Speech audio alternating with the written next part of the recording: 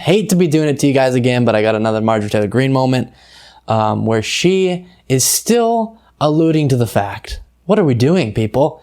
She's still alluding to the fact that the January 6th riots was Antifa. Antifa. Guys, what are we doing? This is just a complete detachment from reality moment.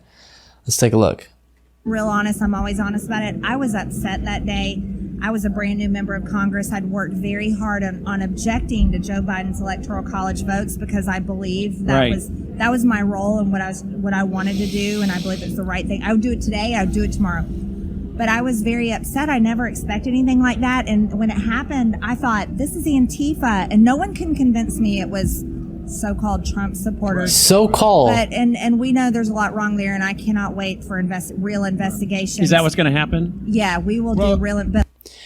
Guys, she goes, and I can't be convinced it's not Antifa. I can't be convinced it's not, or I can't be convinced it is so-called Trump supporter. Are you kidding me?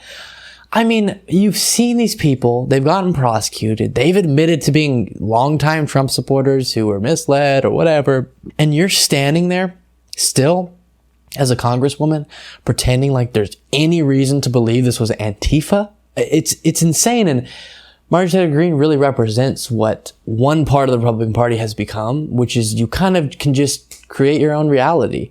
And you see throughout history and even just in current American politics, you can be of many different ideologies and have the tendency to just grab and create a fact that agrees with what you already want to believe or do believe and then go with that. But it's very, very prominent in this far, far right part of the Republican Party, led by people like Marjorie Taylor Greene, Tucker Carlson, that ilk. And you really have free reign to say whatever you want. As long as it's something that sounds nice to your audience, you can do whatever you want. You can say whatever you want.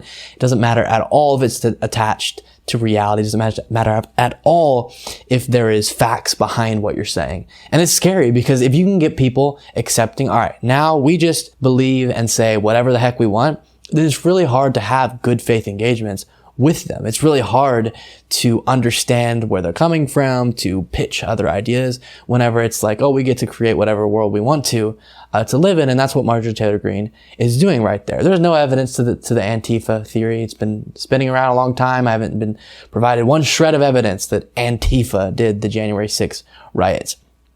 And the other thing is, watching the build up to January 6th, it was so clear something bad's going to happen based on all the rhetoric that Trump and his allies were putting out there about the election.